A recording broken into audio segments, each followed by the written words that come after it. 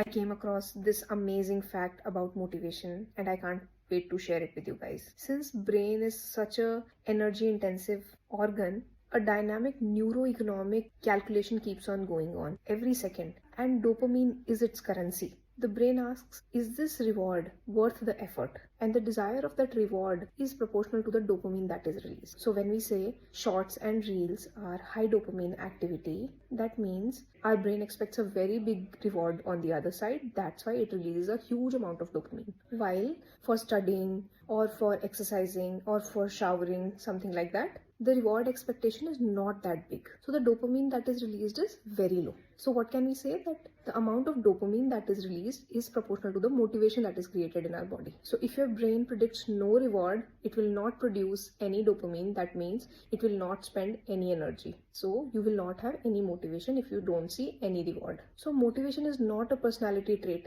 It's a neurochemical state. And that state is shaped by so many things, be it sleep, be it stress, novelty signals, the phone use, the kind of content that you're watching, the stress levels, and the achievement feedback. That's where UPSC students need to work. So to have motivation in your UPSC preparation, you need to provide your brain with perceived reward value. You have to increase the perceived reward value. That means you have to remind your brain about the why. You have to feel it over and over again. Why did you come into UPSC? What is that pleasurable state you want to achieve that you're putting in so much effort for it? Second, you have to provide visible progress signals. Progress means proof that we are moving towards our reward. Appreciate yourself for every good thing that you do. Prove to yourself that you are making progress. Work towards progress. And again, most importantly, don't undervalue the progress you're making. Appreciate yourself for the progress you're making. You have to provide your brain with the proof that its effort, the energy it is putting,